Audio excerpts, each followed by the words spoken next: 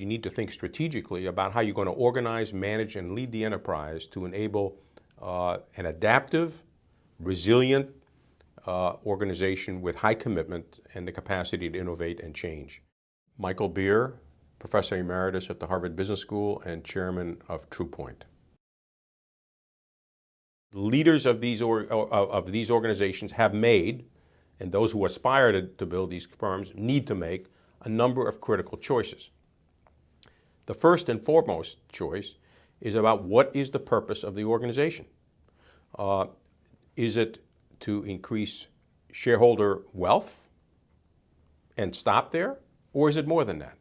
Most high commitment, high performance organizations have a multi-stakeholder perspective.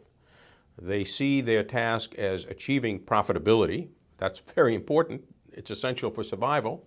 It's essential for satisfying one of their critical constituencies, the investor. But they also aspire to create commitment not only in investors but in customers and employees, importantly in employees, and to be concerned about the community and society as a whole.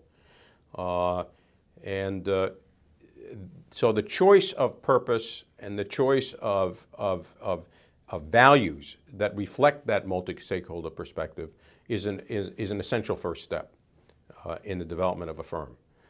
Without that philosophy, without that viewpoint, you can get human resource departments to do all kinds of things with policies and practices. You will not succeed. The second important choice they make is about strategy. High commitment, high performance organizations are characterized by a logical incrementalism, as a researcher once called it, logical incrementalism in their strategic evolution over time.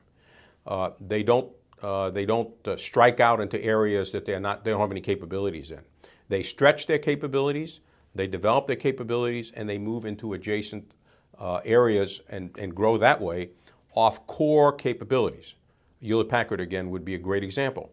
A core technology in test and measurement led them to improve things for the customer, that led them to begin to develop computer capabilities,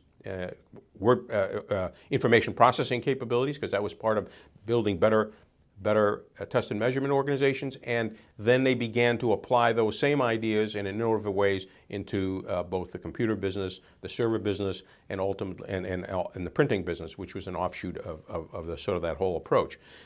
So an logical incrementalism in their strategy, a strategy that both puts emphasis on exploitation and on exploration. One of the problems with companies that fail is they're either focused on exploitation. Let's make the most money we can. Let's not worry about innovation in the future. Or they focus entirely on exploration. New ideas, new technology, but they don't focus on exploitation, and therefore their profit margins go down, and eventually they're forced to make decisions that are not good for them, not good for the long run.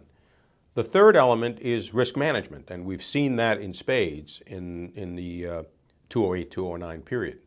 With the deepest recession we've had since the Depression. Firms that are high commitment, high performance organizations take very measured risks. I'm saying they're not taking risks, they take measured risks and carefully considered risks.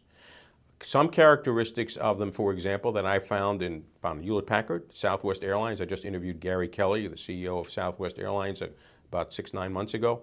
For example, they are characterized by very careful management of debt. In fact, HP had no debt ever, other than short-term debt. Southwest Airlines characterized by the same thing, no long-term debt. In other words, it's a self-financing idea here.